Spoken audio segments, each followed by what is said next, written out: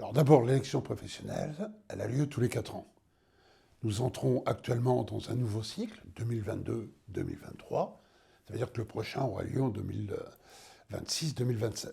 L'élection professionnelle, elle est majeure pour l'entreprise et pour les salariés, puisque les salariés élisent d'autres salariés pour les représenter dans 2 instances. Une instance propre à la consultation du fonctionnement de l'entreprise, sous tous ses angles, sous toutes ses facettes, et un deuxième angle, une deuxième voie, qui est la voie de la négociation d'accords qui vont permettre à l'entreprise de se transformer, de progresser, et aux salariés d'obtenir, de bénéficier d'avancées sociales.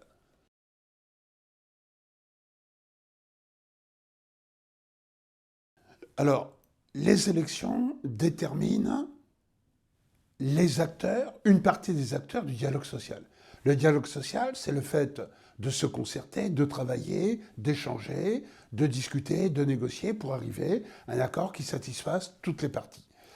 Dans le dialogue social, il y a un acteur connu, c'est l'entreprise via ses représentants, notamment la direction et les spécialistes.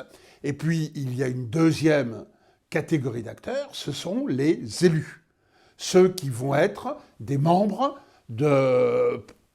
axés sur la consultation ou des salariés axés sur la négociation.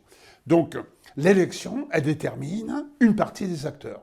Et donc, en déterminant ces acteurs, elle détermine la tonalité, la coloration, la vivacité du dialogue social. Alors, tout d'abord, le vote des salariés lors de l'élection professionnelle, il n'obéit pas à une seule injonction. Il n'est pas un et indivisible, il n'est pas simpliste, il n'est pas facile, il obéit à différentes motivations. Et donc j'ai modélisé ces motivations au sein d'un ensemble de 5 familles.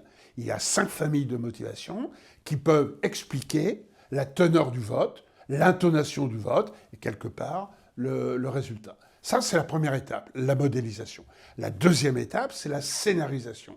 C'est un processus long qui s'agrège au fil des années, qui s'agrège au fil des événements et qui demande donc effectivement d'être mis en scène, d'être orchestré, d'être ordonnancé, parce que ce n'est pas uniquement une action au dernier moment, à l'instant T.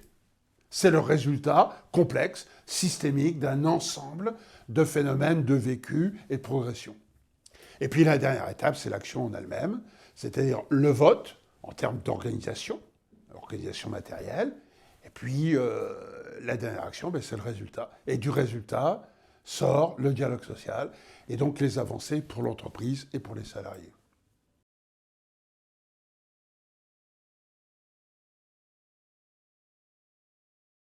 Alors d'abord, l'élection, ce n'est pas une fatalité, ce n'est pas quelque chose qu'on subit. C'est quelque chose qu'on anticipe, c'est quelque chose qu'on intuite, c'est quelque chose qu'on prépare. Et donc pour en savoir plus sur tout ce que j'ai dit, sur la modélisation, ce qui est très important, les 5 familles, c'est fondamental, sur la scénarisation et quelque part sur la mise en action, moi je conseille aux auditeurs de me poser leurs questions par écrit ou par la voie digitale, auquel cas j'y répondrai personnellement, ou autre formule peut-être plus simple et plus directe, de me contacter pour que lors d'un rendez-vous, j'explicite, je leur donne des exemples, des arguments et que nous puissions échanger.